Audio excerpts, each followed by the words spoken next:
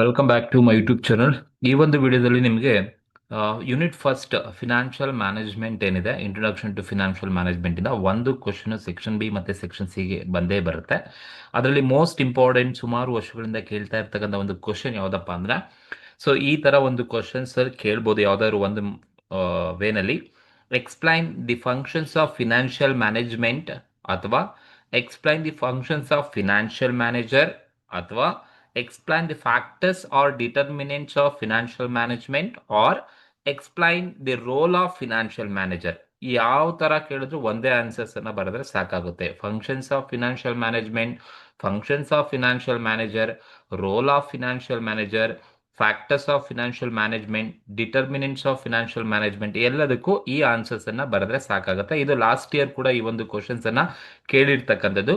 So ನೋಡಿ, ಒಂದು financial management ಅಲ್ಲಿ ಏನೆಲ್ಲ ಫಂಕ್ಷನ್ಸ್ ಅನ್ನ ಮಾಡಬೇಕಾಗುತ್ತೆ ಫಿನಾನ್ಷಿಯಲ್ ಮ್ಯಾನೇಜರ್ ಅಂತ ಬಂದಾಗ.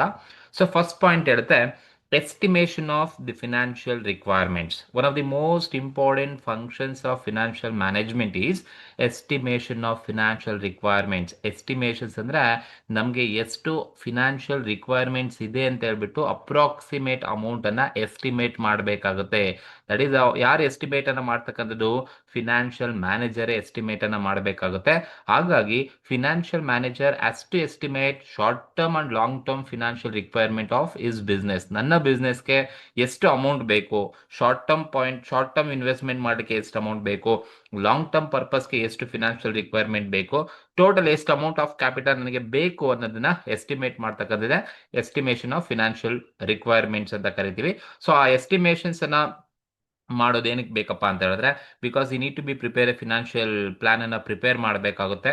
ಸೊ ಹಾಗಾಗಿ ಆ ಫಿನಾನ್ಷಿಯಲ್ ಪ್ಲಾನ್ ಅನ್ನ ಪ್ರಿಪೇರ್ ಮಾಡಬೇಕು ಅಂದ್ರೆ ಅವನು ಫಸ್ಟ್ ಎಸ್ಟಿಮೇಟ್ ಮಾಡಬೇಕಾಗುತ್ತೆ ಎಷ್ಟು ಫಿನಾನ್ಷಿಯಲ್ ರಿಕ್ವೈರ್ಮೆಂಟ್ ನಮ್ಮ ಬಿಸ್ನೆಸ್ಗೆ ಬೇಕು, short term point of view as well as long term point of view estimate ಮಾಡಬೇಕು. ಅಪ್ರಾಕ್ಸಿಮೇಟ್ ಅಮೌಂಟ್ ಎಷ್ಟು ಬೇಕು ಅಂತ, ಅದನ್ನೇ estimation of amount of financial requirements ಅಂತ ಕರಿತೀವಿ. ಫಾರ್ ಎಕ್ಸಾಂಪಲ್, ನಿಮ್ಮ ಮನೇಲಿ ಯಾವುದೋ ಒಂದು ಫಂಕ್ಷನ್ಸ್ ಅನ್ನ ಮಾಡ್ತೀರಾ ಅಂದ್ರೆ, ಈ ಫಂಕ್ಷನ್ಸ್ ಮಾಡ್ಲಿಕ್ಕೆ ಎಷ್ಟು ಅಮೌಂಟ್ ಬೇಕಾಗುತ್ತೆ ಅಂತ ನೀವು ಎಸ್ಟಿಮೇಟ್ ಮಾಡ್ತಿರಲ್ಲಪ್ಪ, ಅದೇ ಫಿನಾನ್ಷಿಯಲ್ ಮ್ಯಾನೇಜ್ಮೆಂಟ್ ಅಲ್ಲಿ ಕೂಡ financial manager amount of capital ನ ಎಷ್ಟು ಬೇಕು ಅಂತಕ್ಕಂಥದ್ದನ್ನ ಎಸ್ಟಿಮೇಟ್ ಮಾಡಬೇಕು. ದೆನ್ ಸೆಕೆಂಡ್ ಪಾಯಿಂಟ್ ಬಂದು determination of sources of fund. ನೋಡಿ, determination of sources of fund ಅಂತ ಹೇಳಿದ್ರೆ, so once after estimation of financial requirements ಅನ್ನ ಎಸ್ಟಿಮೇಟ್ ಮಾಡಿದಾದ್ಮೇಲೆ financial manager has to be identified, determined, appropriate sources of finance is to be selected. ಒಂದ್ಸಲ ನನಗೆ ಎಷ್ಟು amount ಬೇಕು ಅಂತ ಐಡೆಂಟಿಫೈ ಮಾಡಿದಾದ್ಮೇಲೆ ನಾನು ಏನ್ ಮಾಡಬೇಕು, ಫಿನಾನ್ಷಿಯಲ್ ಮ್ಯಾನೇಜರ್ ಅದನ್ನು, so determine sources of fund ಅಂದ್ರೆ selective the right sources of fund ಅನ್ನ ಸೆಲೆಕ್ಟ್ ಮಾಡ್ಕೋಬೇಕಾಗುತ್ತೆ. ಸೊ ಎಷ್ಟು ಅಮೌಂಟ್ ಬೇಕು, ಆ ಅಮೌಂಟ್ ಅನ್ನ ಹೇಗೆ ತಗೊಂಡ್ಬರೋಣ ಅಂತಕ್ಕಂಥದ್ದನ್ನ ಸೆಲೆಕ್ಟ್ ಮಾಡ್ಕೋಬೇಕು. ಸೋರ್ಸಸ್ ಆಫ್ ಫಂಡ್ ಅಂದ್ರೆ ಶೇರ್ಸ್ ಅಲ್ಲಿ ತರೋಣ, ಡಿಬೆಂಚರ್ ಅಲ್ಲಿ ತರೋಣ, ಬಾಂಡ್ಸ್ ಅಲ್ಲಿ ತರೋಣ, ಅಥವಾ ಲೋನ್ಸ್ ಅಂಡ್ ಅಡ್ವಾನ್ಸಸ್ ಅಲ್ಲಿ ತರೋಣ, ಅಥವಾ ಬ್ಯಾಂಕ್ ಓವರ್ ಆಫ್ ಮುಖಾಂತರ ತಗೊಂಡ್ಬರೋಣ, ಯಾವ ತರ ಬೇಕಾದ್ರೂ ತಗೊಂಡ್ಬರ್ಬೋದು. ಸೊ ಫಿನಾನ್ಷಿಯಲ್ ಮಿಕ್ಸ್ ಅನ್ನ ಯೂಸ್ ಮಾಡ್ತಾರೆ, ಅಂದ್ರೆ composition of it's all sources of fund ಎಲ್ಲದನ್ನು ಕೂಡ ಮಿಕ್ಸ್ ಮಾಡಿ ಫಿನಾನ್ಷಿಯಲ್ ಮಿಕ್ಸ್ ಅನ್ನ ಮುಖಾಂತರ ರೈಸ್ ಮಾಡ್ತಾರೆ. ಆ ಸೋರ್ಸಸ್ ಆಫ್ ಫಂಡ್ ಅಲ್ಲಿ ಶೇರ್ಸ್, ಡಿಬೆಂಚರ್, ಬಾಂಡ್ಸ್ ಎಲ್ಲದೂ ಕೂಡ ಇರುತ್ತೆ. ಸೊ ಒಂದ್ಸಲ ಎಷ್ಟು ಅಮೌಂಟ್ ಬೇಕು ಅಂತ ಎಸ್ಟಿಮೇಟ್ ಮಾಡಿದಾದ್ಮೇಲೆ ಸೆಕೆಂಡ್ ಪಾಯಿಂಟ್ ಹೇಳೋದು, ನಿಮ್ಗೆ ಬೇಕಾದಂತ ರೈಟ್ ಸೋರ್ಸಸ್ ಆಫ್ ಫಂಡ್ ಅನ್ನ ಫಿನಾನ್ಷಿಯಲ್ ಮ್ಯಾನೇಜರ್ ಸೆಲೆಕ್ಟ್ ಮಾಡ್ಕೋಬೇಕು. ಅದೇ determination of sources of fund ಅಂತ ಕರಿತೀವಿ. ಸೊ ಒನ್ಸ್ ನೀವು ಓಕೆ, ನಾವು ಶೇರ್ಸ್ ಅಲ್ಲಿ ತರೋಣ, ಡಿಬೆಂಚರ್ ಅಲ್ಲಿ ತರೋಣ, ಬಾಂಡ್ಸ್ ಅಲ್ಲಿ ತರೋಣ ಅಂತ ಡಿಸೈಡ್ ಮಾಡಿದಾದ್ಮೇಲೆ, ಸೊ ನೀವು ಅಮೌಂಟ್ ಅನ್ನ ಕ್ಯಾಪಿಟಲ್ ನ ರೈಸ್ ಮಾಡಬೇಕಾಗುತ್ತೆ. ರೈಸ್ ಮಾಡಿದಾದ್ಮೇಲೆ ಅಲೋಕೇಶನ್ ಆಫ್ ಫಂಡ್ಸ್ ಅಂತ ಕರಿತೀವಿ. When funds have been procured, so ಯಾವಾಗ when funds are raised through the shares, debenture, bonds ಇಂದ ರೈಸ್ ಮಾಡಿದಾದ್ಮೇಲೆ ಆ ಫಂಡ್ಸ್ ಅನ್ನ ಪ್ರಾಪರ್ ಆಗಿ ಅಲೋಕೇಶನ್ಸ್ ಅನ್ನ ಮಾಡಬೇಕಾಗುತ್ತೆ. ಪ್ರಾಪರ್ ಆಗಿ ಅಲೋಕೇಶನ್ಸ್ ಅನ್ನ ಮಾಡಬೇಕು ಅಂದ್ರೆ ಪ್ರಾಪರ್ ಡಿಸಿಷನ್ ಫಾರ್ ಪ್ರಾಪರ್ ಆಗಿ ಅಲೋಕೇಶನ್ಸ್ ಅನ್ನ ಮಾಡಬೇಕು. That is nothing but one's funds are going to be raised from the public, or one's funds are going to be raised through the debenture, loans or any other public deposit or any other mode of source of funds ಇಂದ raise ಮಾಡಿದಾದ್ಮೇಲೆ ಅವರು decisions ಅನ್ನ ಮಾಡಬೇಕಾಗುತ್ತೆ. ಆ funds ಅನ್ನ ಎಲ್ಲಿ investment ಅನ್ನ ಮಾಡಬೇಕು, ಸೊ ಲಾಂಗ್ ಟರ್ಮ್ ಇನ್ವೆಸ್ಟ್ಮೆಂಟ್ ಅಲ್ಲಿ ಇನ್ವೆಸ್ಟ್ ಮಾಡಬೇಕಾ for fixed assets longer period, ಅಥವಾ short term point of view working ಕ್ಯಾಪಿಟಲ್ಗೆ ಇನ್ವೆಸ್ಟ್ಮೆಂಟ್ ಅನ್ನ ಮಾಡಬೇಕಾ, ಆ ಫಂಡ್ಸ್ ಅನ್ನ ಅಲೋಕೇಶನ್ಸ್ ಅನ್ನ ಮಾಡಬೇಕಾಗುತ್ತೆ. ಸೊ ರೈಟ್ ಸೋರ್ಸಸ್ ಅನ್ನ ಸೆಲೆಕ್ಟ್ ಮಾಡಿಕೊಂಡು ರೈಟ್ ಇನ್ವೆಸ್ಟ್ಮೆಂಟ್ ಪ್ಯಾಟರ್ನ್ ಅಲ್ಲಿ ಅವರು ಯೂಸ್ ಮಾಡಬೇಕು. ಒಂದು fixed capital point of view use ಮಾಡಬಹುದು, ಇಲ್ಲಾಂದ್ರೆ working capital point of view allocations ಅನ್ನ ಮಾಡಬೇಕಾಗತ್ತೆ. That is the third most important functions, allocation of funds. And fourth point ಬಂದು analysis and interpretation of financial performance ಅಥವಾ financial analysis ಅಂತ ಕರಿಬಹುದು. So one of the most important task of financial manager ಯಾರಿದ್ದಾರೆ, so once allocating the funds ಅನ್ನು allocate ಮಾಡಿದಾದ್ಮೇಲೆ, so financial manager is the responsible person to watch the performance of each and every investment. ಎಲ್ಲೆಲ್ಲಿ investment ಅನ್ನ ಮಾಡಿದರೆ ಆ ಎಲ್ಲಾ investment ಅನ್ನ ನೋಡ್ಕೋಬೇಕಾಗುತ್ತೆ, ಯಾವ ತರ ಪರ್ಫಾರ್ಮೆನ್ಸ್ ಅನ್ನ ಮಾಡ್ತಾ ಇರುತ್ತೆ ಇನ್ ಟರ್ಮ್ಸ್ ಆಫ್ ಮೆಷರ್ ಮಾಡಬೇಕಾಗುತ್ತೆ ಇನ್ ಟರ್ಮ್ಸ್ ಆಫ್ ಪ್ರಾಫಿಟಬಿಲಿಟಿ ಮತ್ತೆ return on investment and over all performance of the each investment. ಎಲ್ಲ ಇನ್ವೆಸ್ಟ್ಮೆಂಟ್ ನ ಅನಾಲಿಸಿಸ್ ಮಾಡಬೇಕಾಗುತ್ತೆ, ಯಾವುದು ಪ್ರಾಫಿಟಬಿಲಿಟಿನ ಕೊಡ್ತಾ ಇದೆ, ಸೊ ಯಾವುದು ತುಂಬಾ ಚೆನ್ನಾಗಿ ಪ್ರಾಫಿಟ್ ಅನ್ನ ಅರ್ನ್ ಮಾಡ್ತಾ ಇದೆ, ಅಥವಾ ಯಾವ ಇನ್ವೆಸ್ಟ್ಮೆಂಟ್ ಅಲ್ಲಿ ನನಗೆ ಸೊ ರಿಟರ್ನ್ ಬರ್ತಾ ಇಲ್ಲ, ಎಲ್ಲದನ್ನು ಕೂಡ ಮೆಜರ್ ಮಾಡಬೇಕಾಗುತ್ತೆ. ಅಲೋಕೇಶನ್ಸ್ ಅನ್ನ ಮಾಡ್ಬಿಟ್ಟು ಇನ್ವೆಸ್ಟ್ಮೆಂಟ್ ಅನ್ನ ಮಾಡ್ಬಿಟ್ಟು ಬಿಡೋದಲ್ಲ. ಸೊ ಅವರು ಫಂಡ್ಸ್ ಅನ್ನ ಇನ್ವೆಸ್ಟ್ಮೆಂಟ್ ಮಾಡಿದಾದ್ಮೇಲೆ ಅನಾಲಿಸಿಸ್ ಅಂಡ್ ಇಂಟರ್ಪ್ರಿಟೇಷನ್ಸ್ ಅನ್ನ ಮಾಡಬೇಕು ರಿಗಾರ್ಡಿಂಗ್ ದೇರ್ ಇನ್ವೆಸ್ಟ್ಮೆಂಟ್ ಅನ್ನ ಈ ಅನಾಲಿಸಿಸ್ ಅನ್ನ ಮಾಡಬೇಕಾಗುತ್ತೆ. ಅಂಡ್ ನೆಕ್ಸ್ಟ್ ಪಾಯಿಂಟ್ ಬಂದು ಕಾಸ್ಟ್ ವಾಲ್ಯೂಮ್ ಪ್ರಾಫಿಟ್ ಅನಾಲಿಸಿಸ್ ಅಂತ ಕರಿತೀವಿ. ಸೊ ಫಿನಾನ್ಷಿಯಲ್ ಮ್ಯಾನೇಜರ್ ಯಾವುದನೋ ಅವ್ರಿಗೆ ಏನು ಒಂದು ಇನ್ವೆಸ್ಟ್ಮೆಂಟ್ ಇಂದ ಎಷ್ಟು ಇನ್ಕಮ್ ಬರ್ತಾ ಇದೆ ಆ ಇನ್ಕಮ್ ಸೊ ತನ್ನ ಕಾಸ್ಟ್ ಅನ್ನ ಕವರ್ ಮಾಡೋ ತರ ಇರಬೇಕಾಗುತ್ತೆ. ಸೊ ಹಾಗಾಗಿ ಅಡಿಕ್ವೇಟ್ ಇನ್ಕಮ್ ಅನ್ನ ಜನರೇಟ್ ಮಾಡಬೇಕಾಗುತ್ತೆ, because it has to be cover its fixed cost cover ಮಾಡಬೇಕು ಮತ್ತೆ ವೇರಿಯಬಲ್ ಕಾಸ್ಟ್ ಕೂಡ ಕವರ್ ಮಾಡೋ ತರ ನೋಡ್ಕೋಬೇಕಾಗುತ್ತೆ.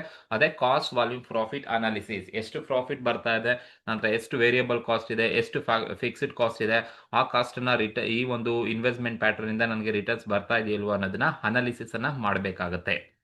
ದೆನ್ ಕ್ಯಾಪಿಟಲ್ ಬಡ್ಜೆಟಿಂಗ್ ಅಂತ ಕರಿತೀವಿ. So capital budgeting is one of the technique through which financial manager evaluate the investment proposal ನ evaluate ಮಾಡಲಿಕ್ಕೆ use ಮಾಡ್ತಕ್ಕಂಥ ಒಂದು ಟೆಕ್ನಿಕ್ ಅನ್ನ ಕ್ಯಾಪಿಟಲ್ ಬಡ್ಜೆಟಿಂಗ್ ಅಂತ ಕರಿತೀವಿ. ಲೈಕ್ ಪೇ ಬ್ಯಾಕ್ ಪೀರಿಯಡ್ ಆಗಿರ್ಬೋದು, NPV ಆಗಿರ್ಬೋದು, ಪ್ರಾಫಿಟಬಿಲಿಟಿ ಇಂಡೆಕ್ಸ್ ಆಗಿರ್ಬೋದು, ಅಕೌಂಟಿಂಗ್ ರೇಟ್ ಆಫ್ ರಿಟರ್ನ್ ಆಗಿರ್ಬೋದು, ಅಥವಾ so internal rate of returns ಆಗಿರ್ಬೋದು. ಇವೆಲ್ಲ ಟೆಕ್ನಿಕ್ ಸೊ ಇನ್ವೆಸ್ಟ್ಮೆಂಟ್ ಪ್ರಪೋಸಲ್ ನ ಇವ್ಯಾಲ್ಯುವೇಟ್ ಮಾಡಲಿಕ್ಕೆ ಯೂಸ್ ಮಾಡ್ತಕ್ಕಂಥ ಟೆಕ್ನಿಕ್ ಅನ್ನ ನಾವು ಕ್ಯಾಪಿಟಲ್ ಬಡ್ಜೆಟ್ ಅಂತ ಕರಿತೀವಿ. ಸೊ ಆ ಟೆಕ್ನಿಕ್ಸ್ ಅನ್ನ ಯೂಸ್ ಮಾಡಿಕೊಂಡು ಸೊ ಅವರು ಇವ್ಯಾಲ್ಯುವೇಷನ್ಸ್ ಅನ್ನ ಬೇಕಾದ್ರೆ ಮಾಡಬಹುದು. ಟ್ರೆಡಿಷನಲ್ ಮೆಥಡ್ ಇದೆ, ಪೇ ಬ್ಯಾಕ್ ಮತ್ತೆ ARR ಇದೆ, ಡಿಸ್ಕೌಂಟಿಂಗ್ ಟೆಕ್ನಿಕ್ಸ್ ಇದಾವೆ, NPV ಇದೆ, PI ಇದೆ, and internal rate of return ಕೂಡ ಡಿಸ್ಕೌಂಟಿಂಗ್ ಟೆಕ್ನಿಕ್ ಅಂತ ಕರಿತೀವಿ. ನೆಕ್ಸ್ಟ್ ಒಂದು ಫಂಕ್ಷನ್ಸ್ ಬಂದು ವರ್ಕಿಂಗ್ ಕ್ಯಾಪಿಟಲ್ ಮ್ಯಾನೇಜ್ಮೆಂಟ್ ಅಂತ ಕರಿತೀವಿ. ಸಿಂಪಲ್ ವರ್ಕಿಂಗ್ ಕ್ಯಾಪಿಟಲ್ ಅಂದ್ರೆ day to day business operations ಅನ್ನ ಮಾಡಬೇಕಾದ್ರೆ ಕೆಲವೊಂದು ಎಕ್ಸ್ಪೆಂಡಿಚರ್ ಬರುತ್ತೆ, ಆ ಎಕ್ಸ್ಪೆಂಡಿಚರ್ ನ ಮೀಟ್ ಮಾಡ್ಲಿಕ್ಕೆ ವರ್ಕಿಂಗ್ ಕ್ಯಾಪಿಟಲ್ ನ ಮೇಂಟೈನ್ ಮಾಡಬೇಕಾಗುತ್ತೆ. ಸೊ ಅದನ್ನು ಕೂಡ ಫಿನಾನ್ಷಿಯಲ್ ಮ್ಯಾನೇಜರ್ ನೋಡ್ಕೋಬೇಕಾಗುತ್ತೆ. ಅದೇ ಇಲ್ಲಿ ಇರ್ತಕ್ಕಂಥದ್ದು. In simple words, working capital signify the amount of funds used in day to day trading operation. So in simple ಆಗಿ ಹೇಳಿದ್ರೆ excess of current asset over the current liability is called as working capital ಅಂತ ಕರಿತೀವಿ. Profit planning and control is also one of the most important functions of financial management. So profit planning and control is a dual function which enables the management to determine the cost it has incurred and revenue it has earned during the particular period of time. ಅಂದ್ರೆ profit planning and control ಅಂದ್ರೆ ಆ ಒಂದು period ಅಲ್ಲಿ investment pattern ಎಲ್ಲಿ investment ಅನ್ನ ಮಾಡಿರ್ತಾರೆ project ಅಲ್ಲಿ ಎಷ್ಟು ಕಾಸ್ಟ್ ಇನ್ಕರ್ಡ್ ಆಗಿದೆ, ಅಟ್ ದಿ ಸೇಮ್ ಟೈಮ್ ಆ ಒಂದು ಪ್ರಾಜೆಕ್ಟ್ ಇಂದ ಎಷ್ಟು ಪ್ರಾಫಿಟ್ ಅರ್ನ್ ಆಗಿದೆ ಅನ್ನೋದನ್ನ ನೋಡ್ಬೇಕಾಗುತ್ತೆ. ಸೊ ಅದು ಫಿನಾನ್ಷಿಯಲ್ ಮ್ಯಾನೇಜ್ಮೆಂಟ್ ಅಲ್ಲಿ ಇರ್ತಕ್ಕಂಥದ್ದು. ಅಂಡ್ ಫಿಕ್ಸ್ಡ್ ಅಸೆಟ್ ಮ್ಯಾನೇಜ್ಮೆಂಟ್ ಅಂತ ಕರಿತೀವಿ.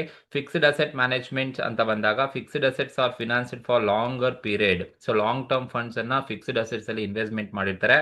So financial manager has to be ensure that these assets should be yield reasonable returns proportionate to the investment. ನೋಡಿ, ಫಿಕ್ಸ್ಡ್ ಅಸೆಟ್ ಮ್ಯಾನೇಜ್ಮೆಂಟ್ ಅಂದ್ರೆ longer period investment ಅನ್ನ ಮಾಡ್ತಕ್ಕಂಥದ್ದು, long term duration and expected to earn huge amount of returns from the fixed asset ಇಂದ huge amount of returns ಅನ್ನ expect ಅನ್ನ ಮಾಡಬಹುದು. So ಅದು ಕೂಡ ಒಂದು most important functions of financial management ಅಥವಾ financial manager. And fair return to investors. One of the most important thing is fair return to investors. Investor ಅಂದ್ರೆ share ಹೋಲ್ಡರ್ಸ್ಗೆ returns ಅನ್ನ ಕೊಡಬೇಕಾಗುತ್ತೆ in the form of dividend. Debenture ಹೋಲ್ಡರ್ಸ್ಗೆ interest ಅನ್ನ ಕೊಡಬೇಕಾಗುತ್ತೆ in the form of returns. ಅಥವಾ ಯಾವ್ದಾದ್ರು lenders ಇರ್ತಾರೆ ಅಥವಾ ಲೋನ್ಸ್ ಅಂಡ್ ಅಡ್ವಾನ್ಸಸ್ ಅನ್ನ ತಗೊಂಡಿದ್ರೆ ಅವ್ರಿಗೆ ಪ್ರಾಪರ್ ವೇ ಆಫ್ ರಿಟರ್ನ್ಸ್ ಅನ್ನ ಕೊಡಬೇಕಾಗುತ್ತೆ.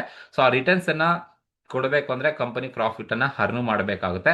ಹಾಗಾಗಿ returns are the profit to the investors. ಇನ್ವೆಸ್ಟರ್ಗೆ ಪಾರ್ಟ್ ಆಫ್ ಪ್ರಾಫಿಟ್ ಅನ್ನ ರಿಟರ್ನ್ ಮುಖಾಂತರ ಕೊಡಬೇಕಾಗುತ್ತೆ.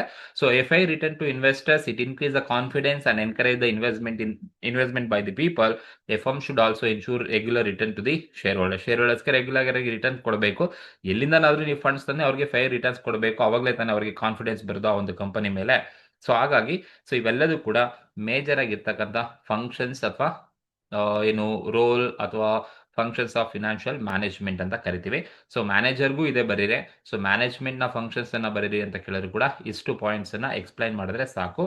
So estimation of the financial requirement, determination of sources of fund ಅಥವಾ selection of sources of funds ಅಂತ ಬೇಕಾದ್ರೂ ಕರಿಬಹುದು. Allocation of funds, analysis and interpretation of financial performance, cost volume profit, capital budgeting, working capital management, profit planning and control, fixed asset management, fair return to investors. These are all the functions of financial management. These are all the functions of financial management. Okay, thank you.